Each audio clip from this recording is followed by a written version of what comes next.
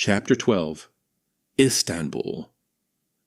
The group accepted the decision to send Anna to Istanbul rather quickly, but the preparation required time and extensive preparation. She stood in the bunker's briefing room, surrounded by itinerary maps, documents, and various equipment laid out on the large wooden table. Her mind buzzed with the details of the mission as she focused on the task at hand. Lila approached, a stern expression on her face. "We need to go over everything one more time. This mission is crucial, and we can't afford any mistakes." Anna nodded, her eyes scanning the maps of Istanbul. "I understand. Let's start with the basics." Lila handed her a folder containing details about Darius. "Here are his last known locations and contacts. Remember, he's been on the run, so trust is going to be a big issue. He's using the alias Yusuf Demir." Anna took the folder, skimmed through it, and paused looking at the man's photograph, memorizing key details. Yusuf Demir. Got it. What else? Lila motioned to the pile of equipment on the table. "You'll need a secure communication device, a few burner phones, and some local currency. Make sure you have a backup for everything." Anna picked up the communication device and examined it. "This will keep me connected to the bunker?" "Yes," Lila confirmed. "It's encrypted. Use it only in emergencies. For everyday communications, stick to the burner phones." Anna grabbed the device and slipped it into her bag with the rest of the items. "What about documents? I'll need a cover identity." In response, Lila handed her a set of meticulously forged documents. "Your cover is as an art dealer named Elena Harris. These papers should hold up under scrutiny."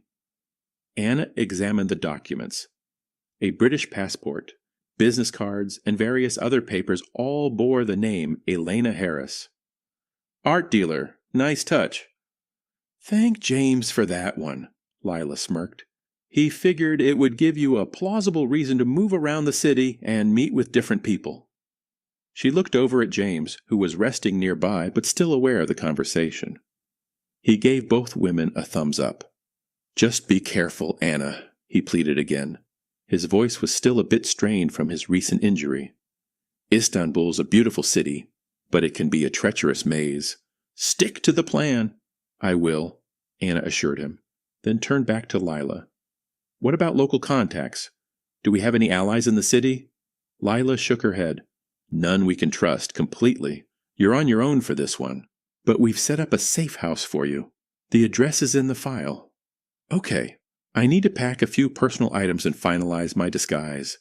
"Sure thing, but make it quick. Your flight leaves in a few hours."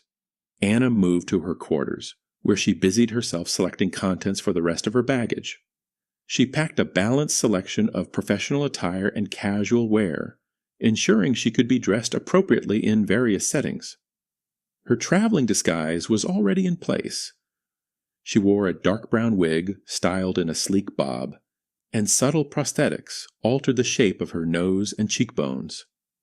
She applied a light layer of makeup to complete the look, transforming her appearance into that of a sophisticated upscale art dealer. When she finished packing, Anna took a moment to look at herself in the mirror.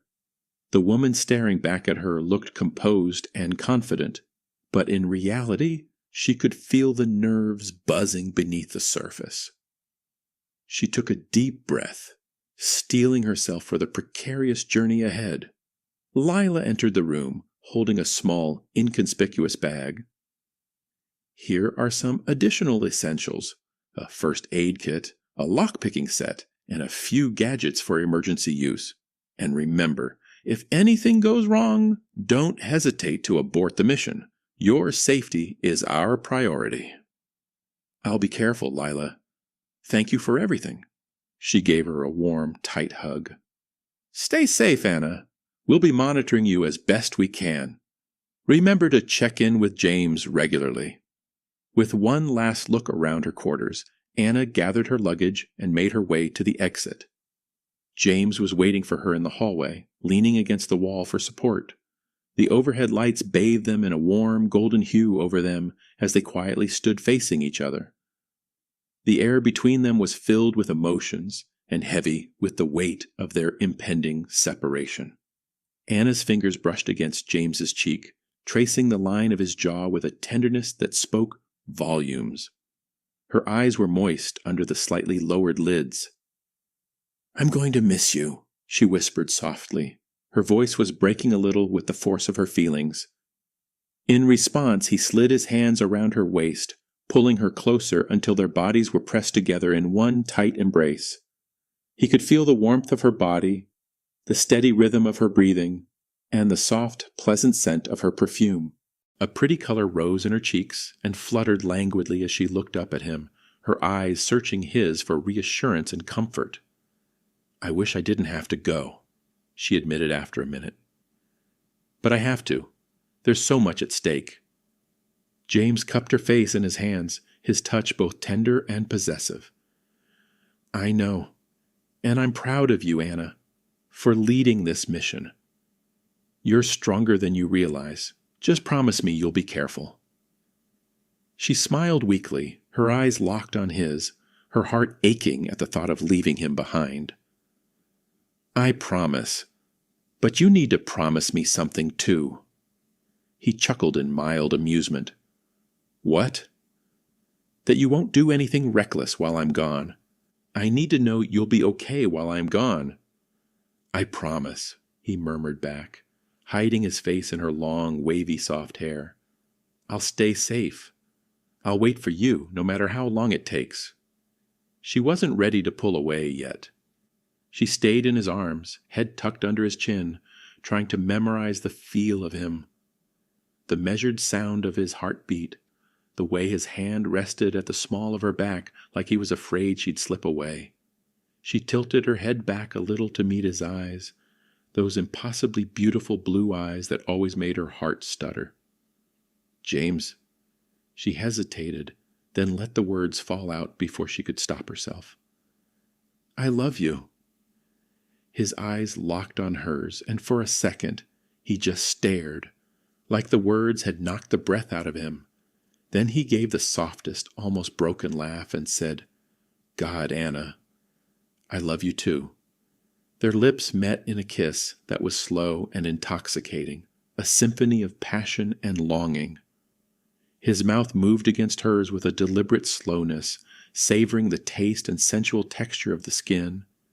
His hands roamed to her back, pulling her even closer until their bodies were pressed together, their heartbeats in sync. Anna's fingers tangled in his hair as she deepened the kiss, her body responding to his touch with a fervent desire. It was a mesmerizing dance of intimacy, their lips parting slightly as their breaths intertwined, each touch and caress conveying a depth of emotion that words could not express. Finally, they pulled away quiet space between them. James gently stroked her hair while lovingly tucking away some of her curls behind her ear in a gentle move, his eyes filled with love and sorrow. She could feel the heat of his breath against her neck, the way his fingers curled into the back of her shirt, like he didn't want her to disappear. And maybe that was the worst part, knowing she had to leave now that they'd finally said it. "Go now," he whispered forlornly, "and come back to me." Anna gave him one last lingering look, her eyes promising that she would return. Then, with a final bittersweet smile, she turned and walked out the door without looking back. The door closed softly behind her, and the hallway fell into silence. James watched her go, his heart aching with the pain of their separation. He took a deep breath, trying to steady himself, and whispered to the empty room, "Come back soon, my love. I'll be waiting." Anna sat in her hotel room, the soft hum of busy street in the center of Istanbul filtered through the open window. Her suite was modestly furnished, with a small desk cluttered with marketing brochures about the city's countless attractions. A single queen bed sat in one corner, its crisp white sheets contrasted pleasantly with the dark wood of the simple but elegant furniture. Her suitcase lay open on the floor, clothes neatly folded inside, and her equipment carefully organized. The faint scent of jasmine from the hotel's complimentary soap lingered in the air, mixing with the distant aroma of street food wafting in from the cafes and restaurants outside. Her thoughts were consumed with strategy and anticipation of the upcoming meeting. She held a photo of Darius in her hand, studying it intently. This man had strong, angular features, typical of a Turkish man, with deep-set, expressive eyes that seemed to hold a world of secrets. His thick, dark hair was neatly brushed, giving him a prominent and distinguished look. A neatly trimmed beard framed his determined mouth, and his skin had a warm, sun-kissed hue. In the photo, he wore a confident yet wary expression, as if he was always on guard, always ready for whatever might come next. This new unexpected assignment was crucial for their cause, and she couldn't afford any mistakes. She placed the photo down gently on the desk, her mind already jumping ahead with plans for the days to come. Her gaze landed on the clock at the nightstand. The time for her meeting with Darius was fast approaching. Evelyn had already notified him of the plan. The time, place, and details all meticulously arranged. They were to meet on the boardwalk facing the Bosphorus Strait, a bustling yet serene spot where they could blend in with the crowd while keeping an eye out for any potential threats. She sifted through the contents of her suitcase, her fingers skimming over neatly folded fabrics as she searched for the perfect outfit. Finally, her choice settled on a breezy summer dress adorned with a delicate floral pattern, its soft hues evoking a sense of effortless charm without being too flashy. To complete the look, she picked a lightweight green cotton cardigan.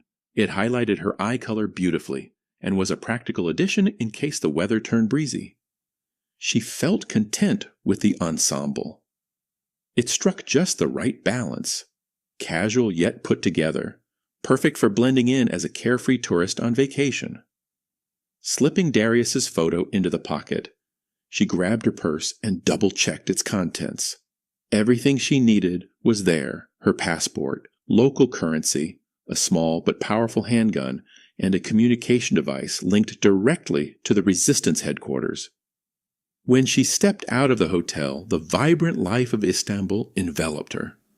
The city spread out before her, a majestic twist of history and modernity.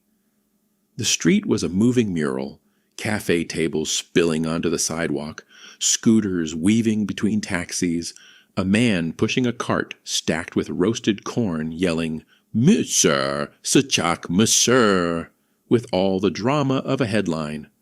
Buildings lined the road like mismatched puzzle pieces, some sleek with glass balconies and clean edges, others with chipped pastel paint and carved wooden shutters that had clearly seen things. Across the way, a narrow alley opened up, strung with cafe lights and packed with outdoor tables, where friends leaned close over glasses of raka and plates full of maize.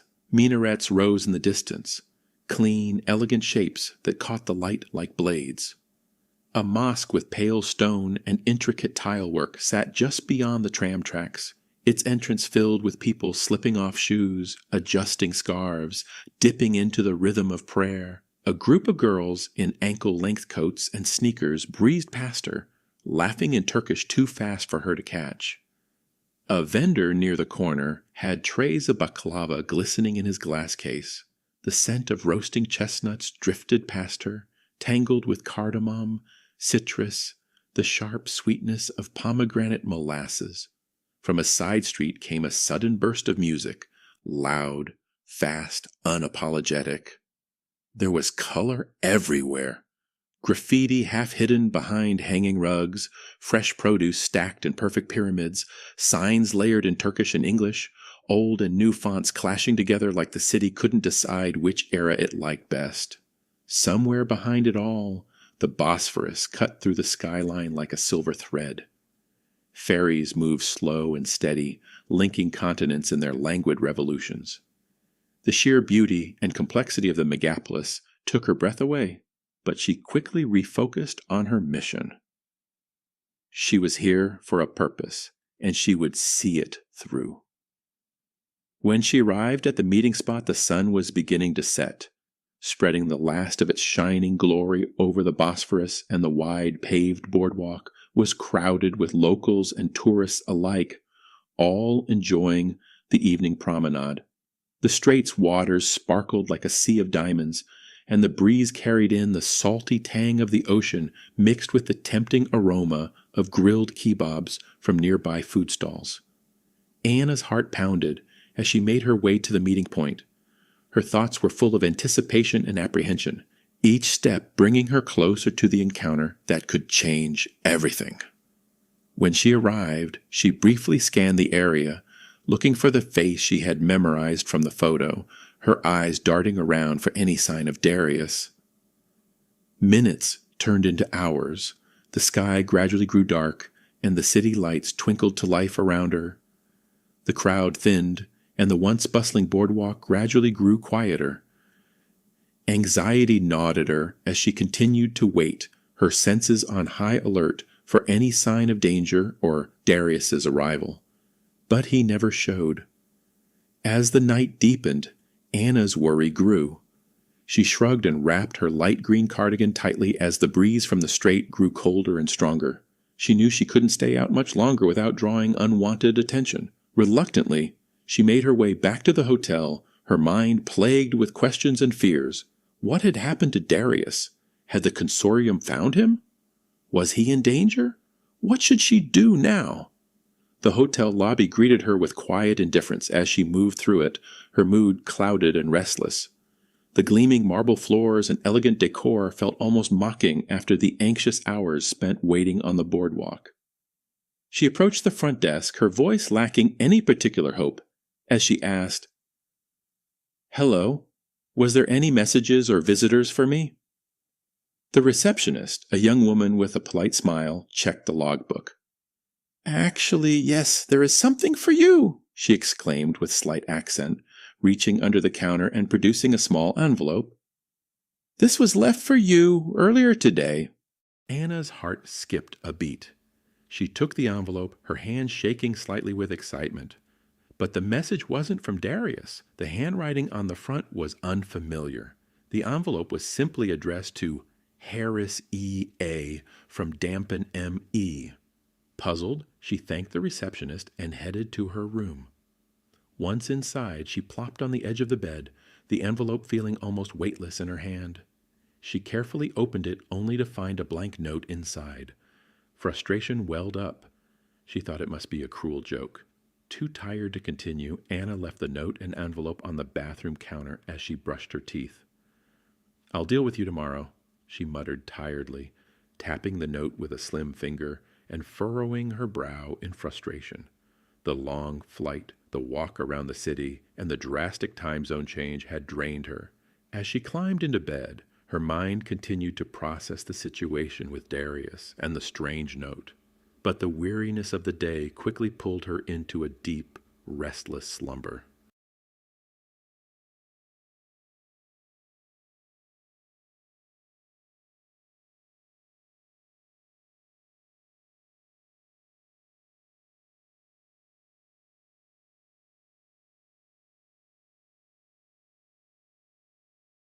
This is the end of this chapter. Thank you very much for listening. Please let me know in the comments, what would you like to see further in the story? What do you think of the characters? What was the most interesting thing for you about this part of the story? I would love to hear your opinion and feedback.